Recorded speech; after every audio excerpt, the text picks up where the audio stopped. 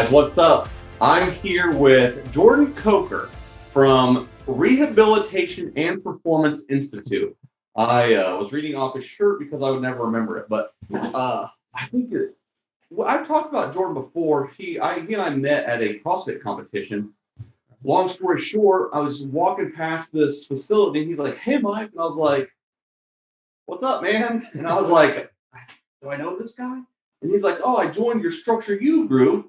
So-and-so invited me to it, so I joined." I'm like, "Dude, that's awesome." So he worked on me while we were there, and I've never been able to touch my toes, but that day I was very close to touching my toes. Now, have I worked at it as hard as I probably should have since? Probably not, but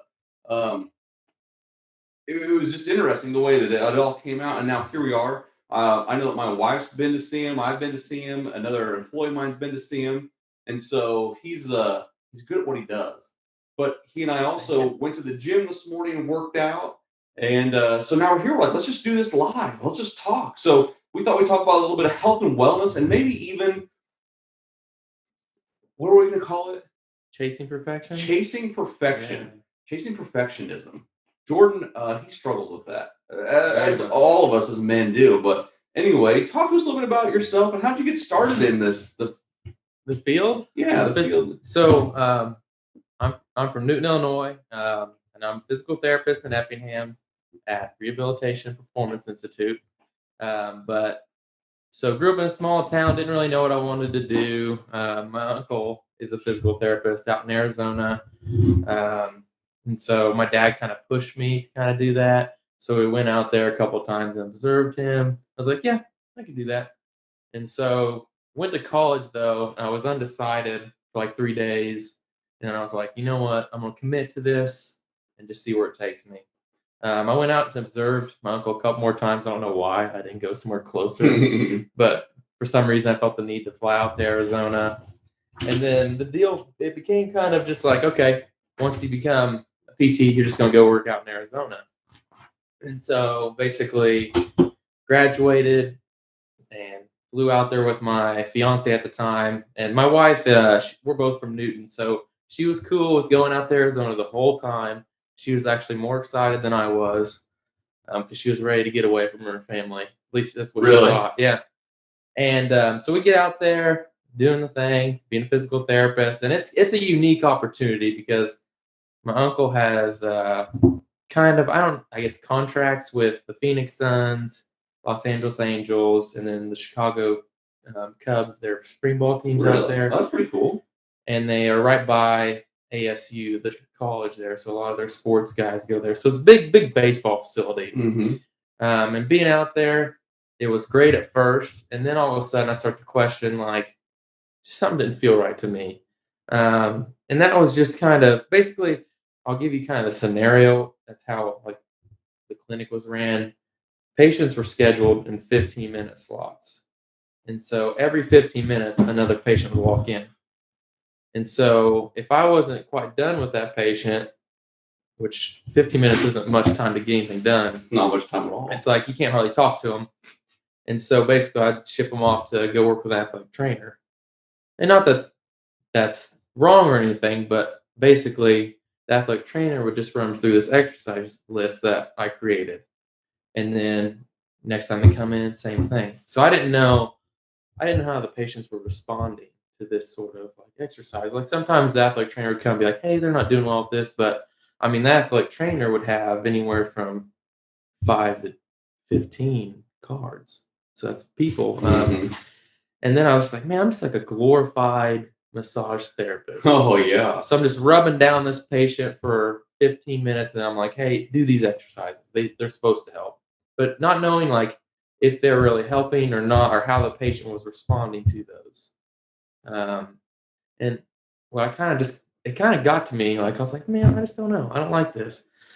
And people weren't getting better. Like sometimes people would get better, but not a lot. Yeah. And so I don't know, that was tough for me. And then eventually the holidays came around and I just got really homesick, like bad. My dad was dealing with some issues and that didn't help matters at all. But for some reason I called, his name's Craig Pfeiffer. He's the CEO of RPI. And I just called him. Like, I don't really know him that well. He like taught a couple of our classes. I just called him. I was like, I don't know. And I just kind of told him what I was dealing with. And he's like, you know what? Just apply. So I applied for a job with him in Owensboro, Kentucky. And he offered me a job. And I talked to Skyler, and we moved to Owensboro, Kentucky. Oh, that's cool. So it brought us closer to home. So it's like 2.5 hours away from Newton. And it's been great. Like the atmosphere they create is just, it's what it should be. It's not just what a physical therapy clinic should be. It's what every medical facility should be. So it's always one-on-one care. Your time, what you pay for is what you get. You're not going to come in and be riding a bike forever, or there's going to be like 2 to 3 people I'm jumping around. Like Mike comes in, I treat Mike for that time. So he gets what he pays for. And we don't just look at your shoulder pain. Like, yes, your painful area matters, but we look at you as a whole. Like we look at how your neck moves, your back moves, your hips move. Because everything matters. Like how you move as a whole matters. And then even sometimes I'll get down to talking about sleep, diet, how much you drink, tobacco use. It all kind of plays a role with how you're going to feel and how you're going to move. And so basically, I was just blown away with how they kind of ran things, and they kind of mentored me with this mentality. It's like, this is what good care should be like. This is what physical therapy should be like. And it's crazy when people have been to those places that don't do that. They're like, oh, wow, like this is awesome. Like, A, you actually care about me. And B, I feel better. And then why we got back closer to home was my wife and I got pregnant with our first child. And we were just like, man, we need to be closer. Yeah, that's cool. And then so I pitched to the CEO, all the owners of RPI, because it's a small physical therapy owned or physical therapist owned clinic group. It's like there's only 6 of them. I basically had to get up in front of them and like pitch to them why they should let me open a clinic in Effingham, Illinois. Really? That's cool. So they accepted it, and it's just been hitting the ground running ever since. That's awesome. Some of the things I want to unpack here is that, so first off, you said you were undecided once you went to college for 3 days. Yeah. Only 3 days. That's like I went to college for 3 years and I finally dropped out because I couldn't make any decisions. I'm like, I don't know, I'm just going to drop out. Yeah. So what happened on the 3rd day that you're like, this is what I'm going to do now? So a couple of things happened. I was kind of so I didn't know if I wanted to be a physical therapist for sure, or if I wanted to do engineering. Okay. And what happened was I went undecided. So at the University of Evansville, they make you take a class if you're undecided, and you have to read a book. And I didn't want to read that book. And so I was already in enough classes for the physical therapy thing, but they actually messed it up, and I need to add another one. And I was like, you know what? I'm doing it. That's funny. And I kind of, after the fact, I kind of found out like this is what I really wanted to do, because I love exercising. And what's one piece of physical therapy is the exercises, but then I love fixing things. Like I was the guy who, like, some guy's truck broke down, I'd go out and fix it. Yeah. Like I enjoy fixing things. And so physical therapy puts exercise and fixing things that's pretty together. Cool. And that's kind of what really made me be like, this is for me.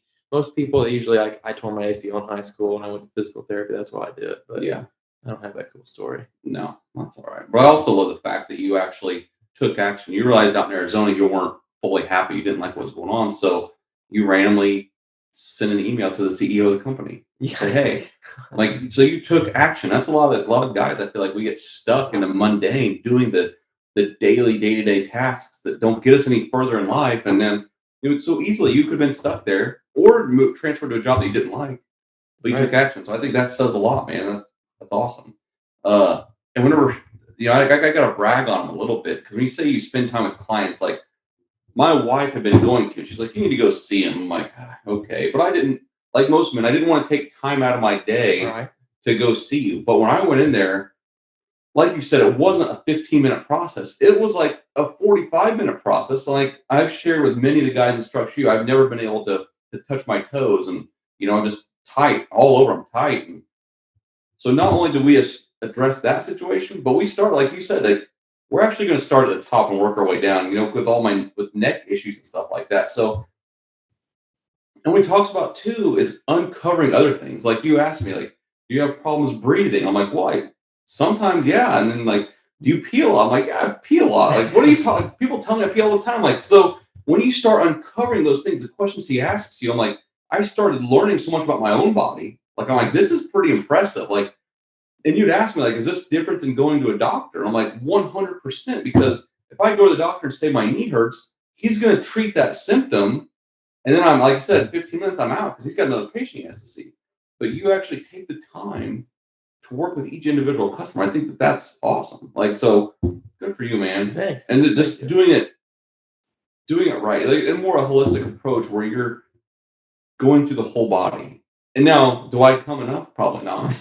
Do I do all the exercises you tell me to do enough? Probably not. But at least I'm learning and getting in the process. So if anybody wants to go see him, like reach out to him. Like I've been, and I know that there's another guy in this group, Jeremy Zumbaugh, the bodybuilder, won Arnold Schwarzenegger competitions like monster. He goes and sees Jordan, sends a lot of people there. I mean, just so it's incredible. If you've ever got an afternoon, go make an appointment and go see him because you'll learn a lot about yourself, your body, and it's well worth the money. And like you said, they'll spend time to figure out what's going on.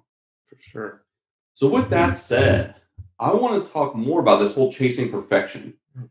So Jordan and I, we've been talking about this a lot recently because Jordan, like most of us men, we're perfectionists. We want perfection. We want everything to be perfect. But as we've kind of discussed, like chasing perfectionism is almost a recipe for disaster. 100%. What are your thoughts on that? It's and where do you think the perfectionism came from in your life? That I still don't know the answer. It's not like my parents pushed me to do things. They never really cared. My dad, I grew up on a farm. He never really cared about, oh, you have to get straight A's. You have to be the best at this, and this. So I don't know exactly where it stemmed from, to be honest. But for some reason, all of a sudden, like I had to be the best at everything. I had to get every class I was in. I had to get an A, no matter what. No matter Did that the start class. like young? I was just not. I would say it started young because in grade school I did get A's, but I didn't try too hard. College or high school, I didn't try too hard. In my first year of college, I did not get straight A's. I got a couple B. I was trying to figure things out. Yeah. But then all of a sudden, I don't know if it's who I hung around with, but all of a sudden it became a problem. Like I didn't get an A. Really? Yeah, and that was not good because I kept straight A's basically from sophomore year until I graduated grad school. So that was not a pleasant thing. And so you're going through college. You've got a girlfriend. So you've been together for a long time. So Yep. you've got relationships. You're into health and fitness. Yep. So you've got a lot of stuff going on during college. Right. You're not just focusing on one thing. No. Do you think too when you're chasing perfectionism, like you almost feel like you're gonna be busy all the time? Oh, Doing something, making sure it's perfect. Like the job's never done. Like, and I the worst thing, and I can remember doing this. I hated presentations. I hated public speaking. I hated talking in front of people. And so if I would practice and practice, I'd make my friends listen to me. I'd practice. We'd like practice on the stage that we were going to like there was actually a little pedestal that you're kind of on in one of the classes, but we'd practice in that room, and then I would always have to do it more. I'd go home, I'd write out what I was going to say. really, this is like for one class.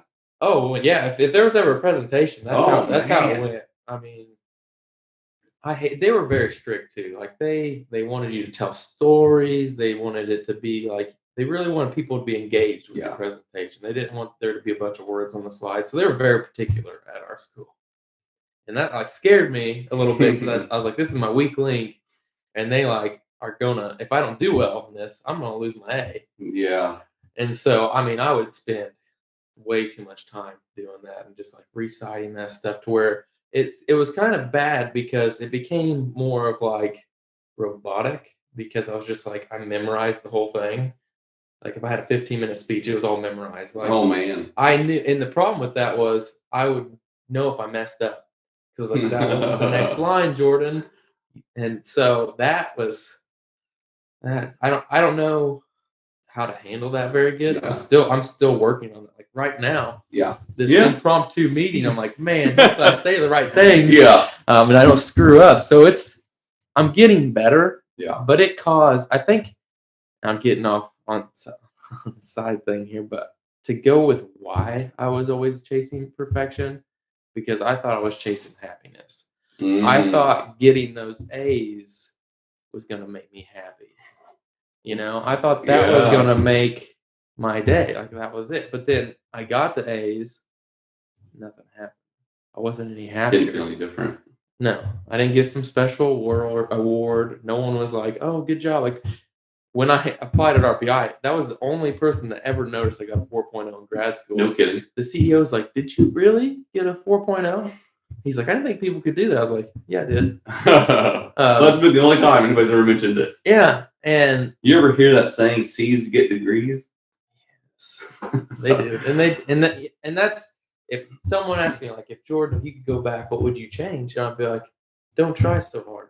Like, don't think you have to get straight A's. Like, obviously, meet what you're supposed to meet, but don't waste your time doing that. Yeah, but I also think that's your makeup of who you are.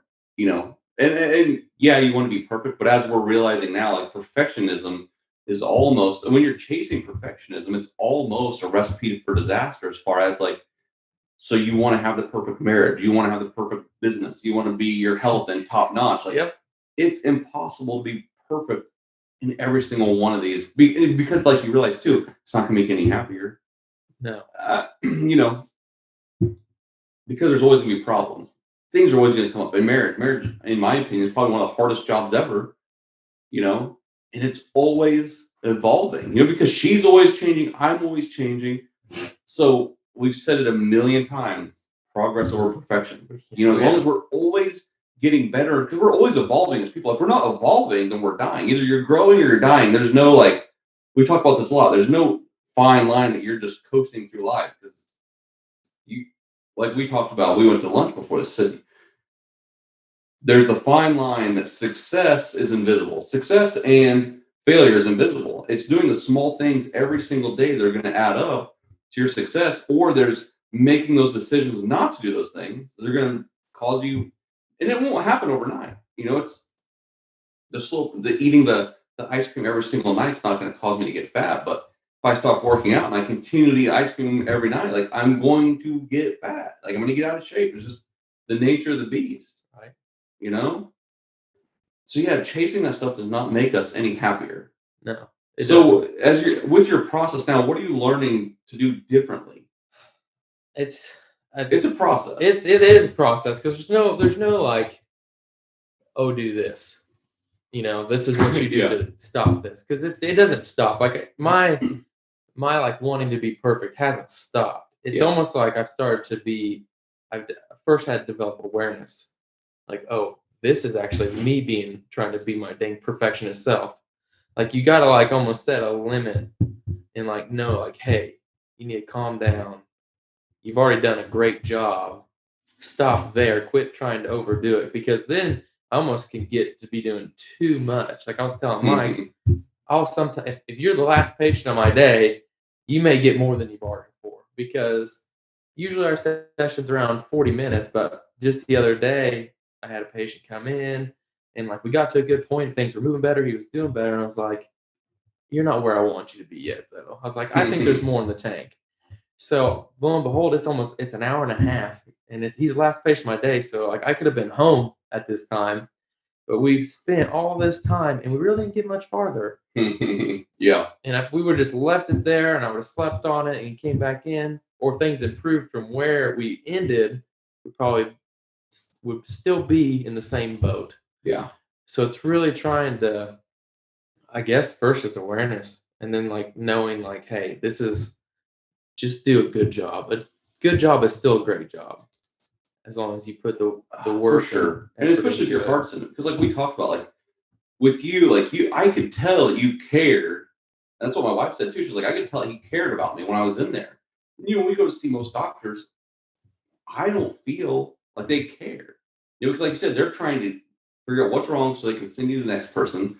Like you said, but also I feel like too, what you're doing is almost a recipe for setting yourself up for disaster as far as like, so now this guy's gonna expect if he comes in twice and you don't have anything going on afterwards, so he gets an hour and a half service, he's like, hey bud, where's my hour and a half service, Exactly. So it's like you have to have consistency is key. We've talked about this. Like you have to have certain things set in place to where once the 40-minute time limit goes off, sorry, bud. And not in a mean way, but at 15 minutes with the doctor, they're kicking you out. But you spend 40 minutes with the person, that's a lot of quality time where you're getting down to the nitty-gritty and you're understanding and learning about them. And plus, I know they can tell you care. People can sense that you care. If you're sitting there trying to, I learned this when I was younger, trying to make a sale, like you can come across as like begging. Like people are like, dude, this guy is begging for this work almost. And I never wanted to come across that. When I first started, I'll share this story. When I first started pressure washing, I used to tell people, they'd be like, yeah, I want my house washed. When can you do it? I would always say, well, I'm busy for the next 3 days, but I can get you on the fourth day. When realistically, I didn't have anything going on, but I didn't want him to think that I wasn't busy. Like I wanted to think I was just so booked that I had nothing for him. It's kind of dumb, but and developing the awareness, like knowing when you're hitting that area of perfectionism makes a big difference. It does. That's probably been the biggest jump and improvement I've made is like figuring out, oh, okay, you need your perfectionism getting the best of you right now. Yeah. Because I don't think it's ever gonna go away. I mean, it's part of who I am. But if I'm aware of it and can sense when it's getting out of control, reeling it in. Yeah. Because like you, I feel like we're probably both extremists. Like if I'm doing something, even if it's fitness, like I want to be the most fit person there. Yep. Like especially in a CrossFit gym, if you're competing with other people, but also now I'm getting to a point. I just turned 37, so I'm getting a little bit older. That I realize I'm not as physically strong as some of these people, so it's never going to be in my wheelhouse. Like, yeah, I can start doing things to get stronger, but I'm 37. Like, I just want to be fit, in shape, and be able to tackle life. So part of me, like, I'm a perfectionist, but you have to realize, like, sometimes the juice ain't worth the squeeze. You know what I mean? That's so true. Yeah. And because you have other priorities, like you said, you get up early in the morning and you don't get home till late at night, and you have a wife and kids. Like, how are you showing up perfect to them? Are you? It's hard. No, and that's part of the reason I've started to address this issue because I'll try to be perfect with my working out, my exercise, my health and wellness. I'll try to be perfect at work, and then you fill those buckets, your family bucket suffers. Like I had all my energy in all these buckets, and then the family one's just slowly depleting. Like I'll come home and I'm almost numb in a sense from all the energy I poured into these two that day. Ooh, I love that. So I love that, and not in a negative way, but like we talked about, I was listening to something the other day, and they're talking about all your energy that you waste on a stupid cell phone. They say the average person now picks up their cell phone to check it 200 to 500 times a day. And every single time you do, you're taking a bit of that energy and that focus and that, overall clarity, willpower away. And so, like you said, when you leave for work early in the morning, you don't get home till late, your wife's getting what's left over, and that might not be enough. So two, with your seeking perfection, you have to put the priorities in order. Where are you going to limit the priorities, or where are you going to put enough energy in? Because maybe it's not the work, the business life. Yeah, you're still pretty new and fresh into it, but if you put all your work and your focus in that, and you're not doing it with your marriage and your kids, and they decide to leave, then what? Are you as happy? Are you as happy with your business flourishing? No, definitely not. That'd be the opposite. And I think too, when we talk about this stuff, we have to, when you're chasing perfection, because we all probably chase perfection to an extent, but you have to have your priorities in order. Because like you said, if it's, right now you're consumed with work, you're just a busy person with work, but it's like, if you can get your priorities in order first, maybe that's where we start. And I'm talking to him like this because we went to lunch and we just kind of talked about all this now. And so I'm kind of like hashing it out as we go along here. So it's kind of neat to talk about. But because I was where you were at, and I was putting so much energy into work and growing this business and not focusing on my family that it caused me to almost lose it all. Because the thing too with being self-employed in my situation, like I had a lot of time freedom to where when I was first starting, I was young, I didn't have kids. Like me and my employee, we would get done, we'd make, I don't know, $700-800 in a morning. We'd go golfing and drink beer for the rest of the day. We would go fishing and drink beer for the rest of the day. We'd go swimming and drink beer for the rest of the day. Like everything evolved around just having fun. As I got married and had a relationship, I wasn't mature enough to let some of those things go. And she finally said, dude, enough's enough. And so that time freedom also brought, that saying that idle hands makes for the devil's playground or something like that. So like when I wasn't busy, like I was doing things I shouldn't have been doing. So that kind of I don't want to say tore my marriage up, but it was taking me down a road that was like, I need to get my shit straight, you know? So when I put my priorities in order, life got significantly better. And I wasn't as worried about the perfection. Does that make sense? Yeah, no, it does. Because that's how I kind of got to this point. Was I was noticing, man, I should be happy. I come home, I should be happy. We're closer to home. I have this beautiful baby. We're in this nice house. Like everything should be. I should just be happy. I have everything you want in life. Have my own business, and I'm just like, why am I not happy? What's going on here? On a scale of 1 to like 100, like what's your percentage of happiness now? Jesus, I don't know. It's a sliding scale. It depends. Yeah. It depends on the day, honestly. But I'd say I'm like 50 to 60%. Yeah. I got a lot of work to do. And we were talking, I've recommended this book forever, The Slight Edge. But we were talking about this at lunch. I said, it's just like success, happiness, and failure all fall in the same category. It's doing those daily disciplines that will get you where you want to go. Like now, like we were talking about earlier, what can we work on our marriage to make it better? And he's like, well, maybe I can rub my wife's feet. I'm like, I think that would be a good idea, because we as men, like, we get in the chair, we get in our recliners, like we turn the TV on, play video games. I'm not a gamer, but he brought to my attention some younger guys are really into video games. And like video games are getting more of your attention than your wife is, and that's crazy. So that video games are sucking your energy away. Not yours necessarily, but the people that do video gaming, and whether it's drinking beer or just gambling or going out with your buddies, like. So for me, with my priorities, like my wife was number 2 on the list behind my relationship with God. And so yeah, I want her to have as much energy. I shared with Jordan, like if I give my wife a hug, I want her to feel my energy that I'm trying to send to her and say, hey, I love you. Like take some of this energy. It sounds a little cuckoo, but that's the way I think every time I give her a hug. Like I want you to know, like this is my love energy coming at you. Does that make sense? Yeah. Can you give me some of that? Can I have a hug after this? Yeah, you're gonna hug. Yes. Yeah. But yeah, once we put our priorities in order, because I don't think it's hard to go from 60% happiness to 85%. Once you get the priorities in order, because I've shared it a million times. Like once I got my priorities in order, I've made less money this year than I have in the last probably 2 or 3 years, but I'm happier this year because everything's in order and it's clicking. All my priorities are getting notched out. My energy's going where it needs to go, and life's gotten a lot smoother. That's good. Where do you want to go next? What do you want to work on next? That's a good question. We're going to get it up to 85% pretty quick. I think we can. I know we can, because I've shared with Jordan and everybody that listens to this or watches this, like I was in the same situation. I like thought life sucked. And so now with everything that's happened in my life, like I want to other men be able to experience the freedom now that I'm experiencing, because life's great. Like I used to wake up and think life kind of sucked. Like shit, I got another day doing this. But now I'm like, I wake up, like I don't know if I shared with anybody, but like this morning I woke up at 4:58 and I'm like, what am I? It's Saturday morning when we're doing this. We went to the gym this morning. And I'm like, what can I really do to challenge myself? And so I had listened to a podcast last night. And so I'm like, I'm going to go run.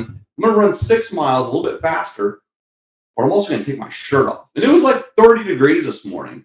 So I'm like, yeah, that's a good challenge. So now I'm looking for like these different things to challenge myself to get better, because and when you're running like that, like that's like ultimate freedom. Like I'm feeling alive. I'm like, this is awesome.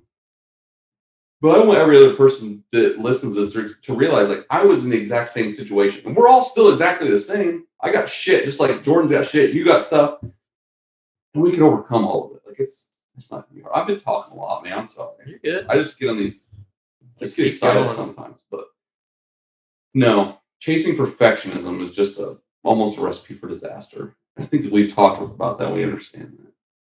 It's true. I mean, I got shingles from it, I'm pretty sure. So for sure, man. That's all stress induced. Yeah, at the age of like 20, 21, I think. 21. Yeah. Dude. Oh, and high blood pressure. That's another thing. I was like super fit, have high blood pressure. Like, why? You're like, oh, you're healthy, everything. Well, mentally, no. Like mentally, I was like, I gotta get this, gotta get that, I gotta get that A. I'm gonna stay up till midnight, wake up at 4, study. So how's your mental health now? Is it better? It's getting there. Like, oh, yeah. Compared to then, yeah. Yeah. And then since I'm finally just trying to let go of the unnecessary things and not try to hold on to them. And I think I don't know if you told me this or I read this somewhere, is like you give yourself like 15 seconds a minute to be frustrated with where you're at this, or like mad about this, you messed up, but that's it. Like, let it go after that.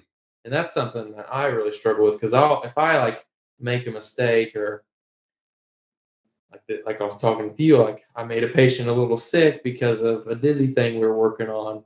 I dwelled on it forever, and I can't dwell. Like I mean no harm with helping this patient. Yeah. Like, and she knows that too. She's not upset with me. She just doesn't feel good, and I just felt terrible about it, and I couldn't let that go because I really cared about this person and didn't like. I wanted them to feel amazing. Yeah. Right after that, and they didn't, and I was just like, and it tore me up. Like we're this morning, he's like, what? You know, he was talking. He's like, where are you right now? Yeah. And I was like, I'm just thinking about this patient, and it's just stuff like that. Like it's out of your control, and it's out of your control. But also, you heard somebody say, well, you need to get thicker skin. Oh. People told me that when I started a business, you're gonna have to have thick skin. Dude, I do not believe in that at all, because I'm probably a pretty sensitive person. And so if my customer's not happy, like that bothers me. It bothers you, but I think that we care. Like, and people know that we care. So, I've had some people say, like, or not even say, but just I've heard they're great. I worked with one customer. He wasn't happy with something, and I was like, well, he's sued people over stuff. I'm like, I hope he doesn't sue me, but I went out there and I showed him, hey, I'm sorry. Like, I wasn't trying to screw this up, but stuff happens. I made a mistake, and as soon as you own that stuff, like, you apologize to this lady. She knows you didn't do it on purpose. We're not trying to do bad jobs, but whenever we own it, take 100% responsibility. Dude, I screwed up. I'm sorry. Yep. I think people are a lot happier, and then the chances of me now at 37 growing thick skin, it's probably not going to happen. I don't want to be thick skinned. I don't want to be that. Well, you can screw you. This is the job you get. No, we're not like that. We care. That's why your business is booming. You've only been here a year, and it's taken off. Not even a year. Not even a year. And I asked him this morning. I said, when until you hire more physical therapists? He's like 3 to 6 months. I'm like, dude, business is booming. Keep doing you. That's awesome. And I appreciate you coming and hanging out for a little bit. Yeah, thanks for the invite. So you guys will have to let us know what you think about the live interaction here. We'll have to get some more, like, it's a little bit ugly now, but we'll work on it. And hopefully you can hear us all right. So we're kind of far away from the microphone, but hopefully everybody has a great day, and thanks for watching. Thanks, Jordan. We'll see you. See ya.